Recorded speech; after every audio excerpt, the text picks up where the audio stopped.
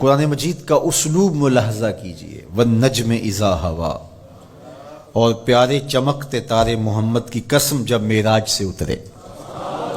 معراج پر جانے کا ذکر بھی کیا، معراج سے پلٹ کے آنے کا ذکر بھی کیا۔ حضور تو وہاں تک گئے، جنتیں بھی پیچھے رہ گئی، سدرہ بھی پیچھے، لیکن پلٹ کے پھر آ گئے۔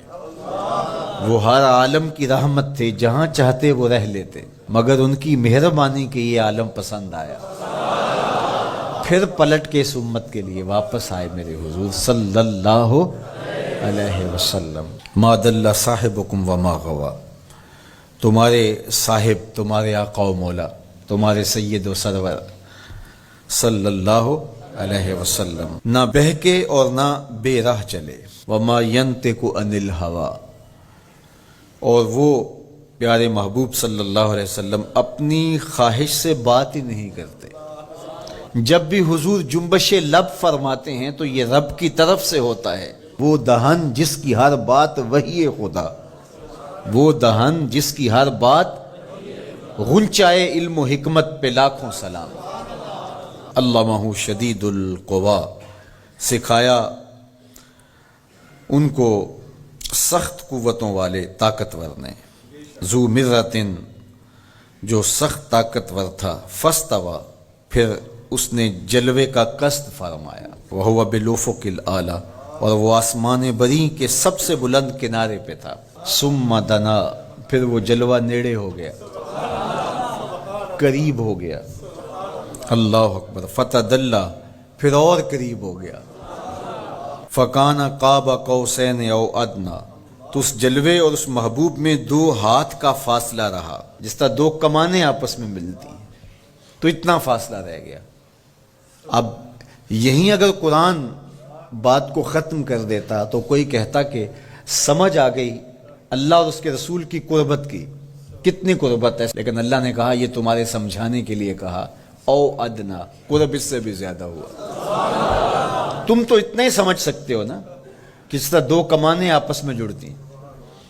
اللہ اکبر۔ حضرت علامہ جلال الدین سیوطی علیہ رحمہ کہتے ہیں کہ اہل عرب کا طریقہ یہ تھا کہ جب 2 سردار موافقت کرتے تھے، جب ملاقات کرتے تھے اور ایک دوسرے کے حلیف بنتے تھے، آپس میں ان کے اتحاد کا، ان کی محبت کا اعلان یوں کیا جاتا تھا کہ وہ آگے بڑھتے اور اپنی اپنی کمان جوڑ کر کے اس سے ایک مشترکہ تیر پھینکتے۔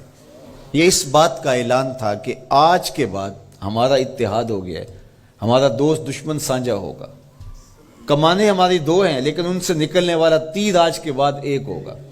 یہ اس بات کا اعلان ہے کہ ان کا دشمن ہمارا دشمن ہوگا، ہمارا دشمن ان کا دشمن ہوگا۔